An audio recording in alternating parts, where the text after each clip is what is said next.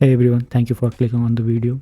A couple of years ago, if you would have mentioned that Superman is gonna fight a giant spider, I would immediately hate that premise. I would never agree with you, and I would probably argue with you that that doesn't even make any sense. But if you have mentioned that Superman is gonna play by Nicolas Cage, I would be onboarded without a question. That makes sense for me. If Nicolas Cage is Superman, that's what I want to see. And I just hate the fact somewhere in the multiverse they have a Superman trilogy with Nicolas Cage, and I already hate those universe. We wanted that, and I'm sure so many of fans would love to see Nicolas Cage take on the Superman, but we didn't get it. We just we just got a slightly glimpse on the Flash, but that's not enough. And I'm not sure what James Gunn gonna do, but till now we have pitch meeting to go through, and today we're gonna watch Superman 3 pitch meeting. So I did not watch this movie, or maybe I did. I don't even remember it. But let's see what we are gonna get. I'm sure there are lots of plot holes because the movie is pretty old, and let's see how many Ranjas will point out, and let's enjoy it together. And without further ado, let's start. So, you have a new Superman movie for me? Yes, sir, I do. So we're gonna meet our main character, Gus Gorman, right? So the nodding part. So every time the scriptwriter guy nods, I hope he doesn't get his neck muscle pulled. So let's see. Is Superman not the main character? Not really, Maybe no. Gus I might have missed a joke. here. character, Gus Gorman, right? Superman. So, you have a new Superman movie for me? Yes, sir, I do. So we're gonna meet our main character, Gus Gorman, right? Is Superman not the main character? Not really, no. Gus Gorman's kind of our Why would Superman be a main character in Superman 3? That doesn't even make any sense, Brian. guy in this one. Oh. Okay, so what's his deal? Well, he really needs a job, so he takes a computer class, and turns out he's great at computers, which is something you're born with or not good at all at. You know, you can't learn that. Is that how computer programming works? If that's how computer programming works, then I might have need to take a new birth at it. So I'm doing it wrong. I'm trying to learn all this programming language, and that's why I think I'm bad at it. Works. It might be, yeah. So he gets hired at this company and then programs the computer to send him all these fractions of cents that are being lost in payroll. It's a practice called salami slicing. Delicious sounding crimes are tight. Yeah, but the head of the company, Lex Luthor, catches him. Gene Hackman's not doing this one. Oh, okay. The head of the company, Webster, catches him. Oh, great name. What's his deal? Well, he's like Lex Luthor, except you just told me he's not. Interesting character, very cool. So Webster's been looking for a guy good at computers because he wants to control the weather, which theoretically early 1980s computers can do. See, nobody actually understands computers, so we can say that they can do whatever we want. That's actually a great point.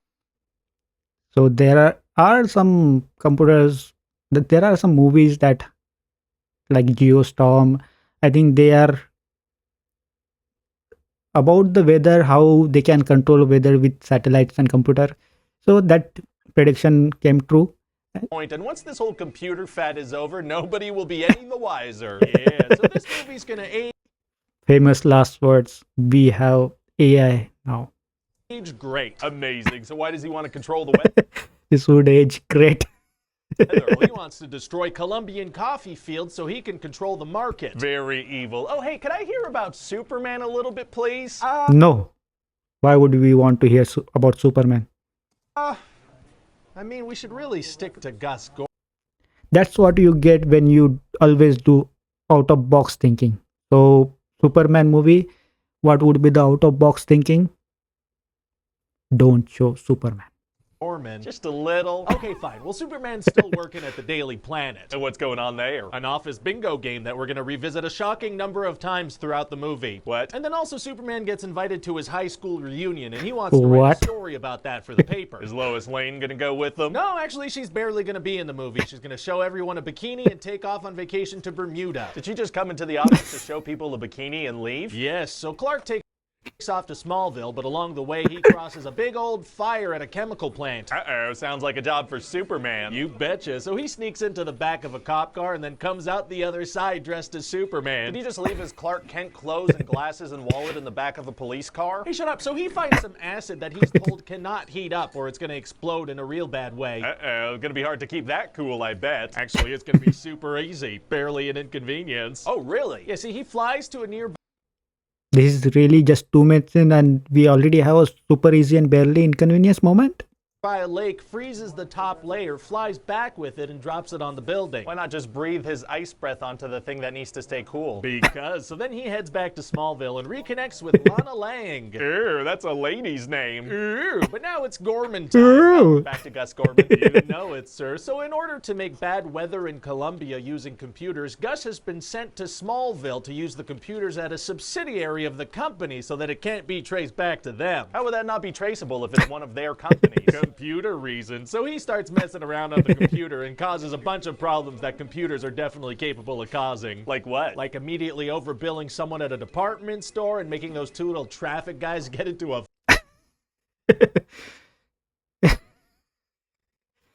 So that's where computers were really smart back then. fight. Wow, computers are fascinating. They sure are, sir. So he finally gets those storms going, but Superman stops them. Oh, sweet. We're gonna get some Superman action. Well, actually, I thought it might be fun to have Gus explain what Superman did and then just get little glimpses of him doing it. Really into this Gus Gorman guy, huh? Deeply for some reason. And then after he's done explaining in a Just see how the scriptwriter guy, how many time he nod his head. funny way, he's going to accidentally ski off the top of a skyscraper. Oh, so he dies? Well, no, sir. He's wearing skis, so he just kind of lands in traffic and takes off. What are you talking about? Real funny stuff. So Real funny stuff. Well, don't try that at home, at office, or anywhere. then Webster tells Gus to kill Superman by making some synthetic kryptonite. Uh-oh. But Gus can't figure out one of the elements, so he just uses tar instead. Okay. So then he dresses up as a military guy and gives Superman this big green rock as a gift. Wouldn't Superman be kind of wary of big green rocks? You'd think so, but the thing is... No. Oh, all right. But then since this isn't real kryptonite, it doesn't kill Superman. It just makes him kind of mean. What do you mean? Well, he becomes a little rascal, like he straightens out the Leaning Tower of Pisa and he puts out the Olympic flame. The fake kryptonite makes him a little prankster. Not just a prankster, Bizarro Superman. sir. He's unhinged. He is? Yeah, like he goes to a bar and he flicks some peanuts at some glass bottles. Whoa, this guy doesn't give a And then this lady that works for Webster seduces Superman into causing a big oil spill in exchange for just going to town on her. Oh. And our main guy, Gus Gorman, gets Webster to make a Main guy. supercomputer based on some designs he scribbled onto a napkin. He wouldn't need any more details than that. Absolutely not. So Webster immediately has a giant computer built inside a cave. But how's Superman gonna help if he's now an evil peanut-flicking freak? We'll see Clark and evil Superman separate from each other and have a big old fight. Oh, wow. Wow. Yeah, and it seems like evil Superman's gonna win, but then Clark chokes him out and he vanishes. So was that fight happening in his head, or? There's no way to know exactly what I meant by that. So then it's time to fight the supercomputer. Oh boy, here we go. So does he fly into it and blow it up? Well, actually, first he tries just slowly walking towards it. Interesting strategy. How does that work out? Not great. It shoots a bubble at him and he can't breathe in the bubble. Doesn't he kind of regularly fly into outer space? He can't breathe in the bubble at all. So then Gus feels bad, so he actually helps Superman out. Oh, full redemption. All is forgiven now. Exactly. And Yep. then his computer absorbs Webster's sister Vera and turns her into a robot. Oh, you know what might be fun is that if we use this scene as an opportunity to give nightmares to an entire generation of children. What? I've always wanted to give nightmares to an entire generation of children. All right. Okay. Yeah, sure. So we'll make sure that that scene gives nightmares to an entire generation of kids. Yeah, okay. Well, I didn't see this movie, but I sure has seen this particular scene, and he's right.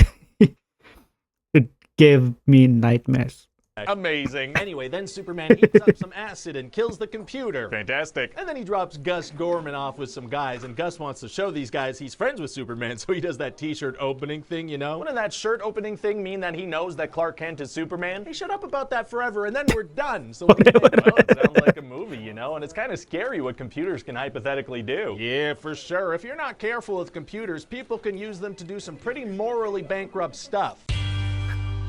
Morally bankrupt stuff. Christopher Reeve's family comment on the Flash controversial Superman cameo. Well, that's really immoral to do that and just disrespecting Christopher Reeve's Batman. Sorry, not Batman's Superman. And I'm not sure why they did that. They should have had some instead of doing a CGI. They could have hire an actor who looks like Christopher Reeve. But that's really immoral to do that. And about the pitch meeting, I was sure of Ryan would find out too many plot holes as he did, and it's really funny. And if you were wondering why Superman 3 would have so much like main character is played by Gus, because I think by the time of Superman 3, Christopher Reeves, that's just my opinion, that he would have become a huge star and they couldn't probably afford him. So same goes with Louis Lane. So that's why so much time they have given to the other character. And the other thing would be they wanted like in all movies they don't show you ghost right away. They don't show some cool action right away, and they hold the main thing about main character or main scene. So that's why they have hold too much of Superman. Instead of showing Superman, they showed the other stuff. And I didn't watch the movie. I couldn't remember any of the stuff. Only thing I do remember is that nightmare scene. And let me know if you enjoy the reaction, and see you in the next one.